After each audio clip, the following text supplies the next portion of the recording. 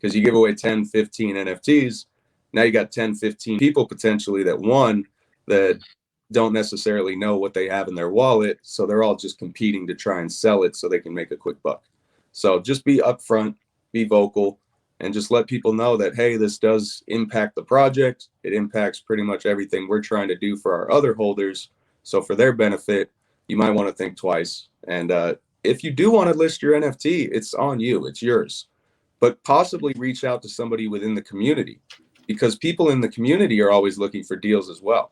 So if you're willing to take a certain price for that NFT, rather than list it on the floor, if that Discord happens to have a buy sell channel, go into there, offer it to the community first. Say, hey, I'm looking to sell this at this price. Is anybody interested? And then you might have the ability to actually get that liquidity without incurring an impact on that project's floor on OpenSea. I'm glad that's how you finished that, because I was going to also ask you, how, as a member of a community, then can you have impact? And I mentioned it yesterday, like, scoop and swoop, take advantage of the discounts. I mean, that's literally what I'm doing right now. And if you want to see a project improve, if you don't plan on selling your shit, but you're bitching about floor price, go scoop some more up. Am I wrong? No. And dude, I think there was like close to 30 something that were listed on our floor a little while back. A bulk of them came from one person that was involved in the project that left the project. And so when that happens and you get a large amount that's put on the floor, other people start doing it. And so our community came through and we held sweep giveaway events. We did, obviously, our mint price, we did at a discount this weekend. And we still only have 3 now that are on the floor below our 0.05 mint price. So that right there just shows how strong our community actually is, because they went in, they swept, they brought the floor price back to the point where it should be, and they're holding. They're not relisting. And now I think we're maybe 10 or 15 away from like a half ETH to a 2 ETH floor, man. And so it's cool to see when your community steps up and they come in and they help you to lift your floor, because otherwise it's just you essentially going in and buying your own project's floor, which a lot of people do, and it happens every day. And that is one way to, I guess, lift the floor of your project. But to me, that seems artificial, right? Because it's just the founder going in and buying up all the floor pieces. But when the community does it, it's a much greater impact, and there's way more behind that when they actually do it.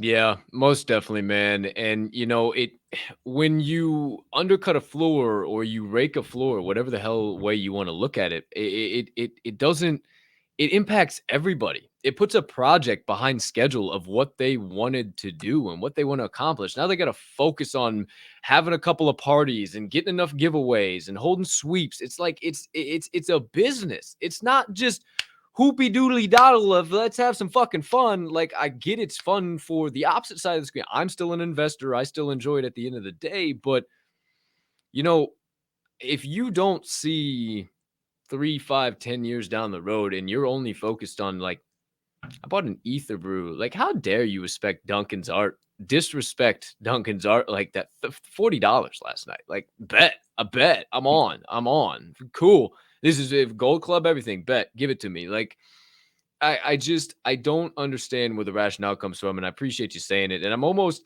in a way, wondering if, like, the free mints in I guess a question on here is, like, was Goblin Town just luck, a one-off chance, and now the floor's dropping back down and all these other free mints are just fucking chasing that, and we're just waiting for a rebound, and all these big boys are getting involved and gonna just blow everybody's mind come fucking September, October?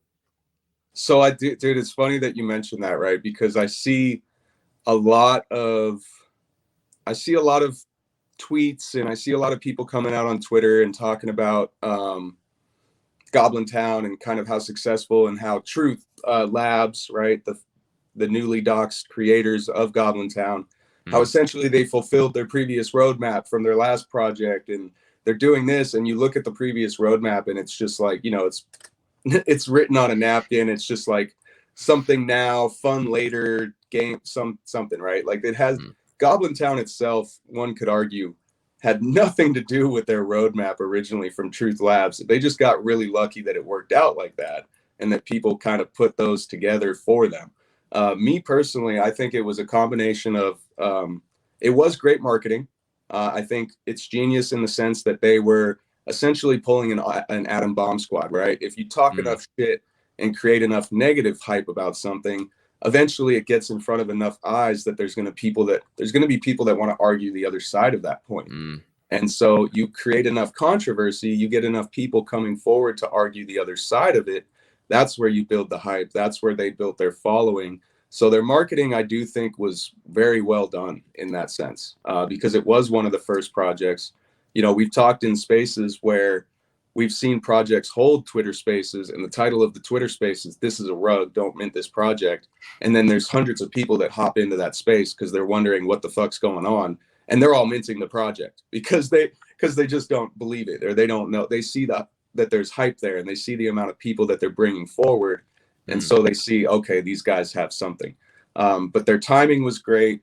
I think just the bear market timing, obviously creating a free mint because people were worried about what was going on with Ethereum. Their bags were getting heavier, but the value was going down. And so they created a free option for people that have lost money to come in and get involved in something. So I think their timing was good. There's a little bit of sprinkle of luck in there, as well as really good marketing.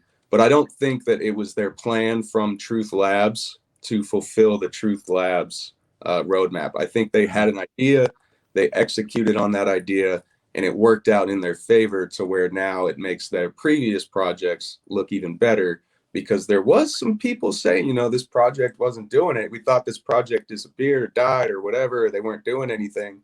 And then all of a sudden Goblin Town hits. So it Mm. takes away all the FUD that used to be there for their previous projects and now puts them in the spotlight for Goblin Town. So they capitalized on that moment very well. Yeah, and it just preaches to the fact of, if not now, try again. You know, I mean, your first couple ventures are probably going to be a failure, and like that's what people don't connect. Like, these are businesses. These are building a business. It is pretty little pictures of JPEGs and all that stuff at the end of the day, but this really is building a business.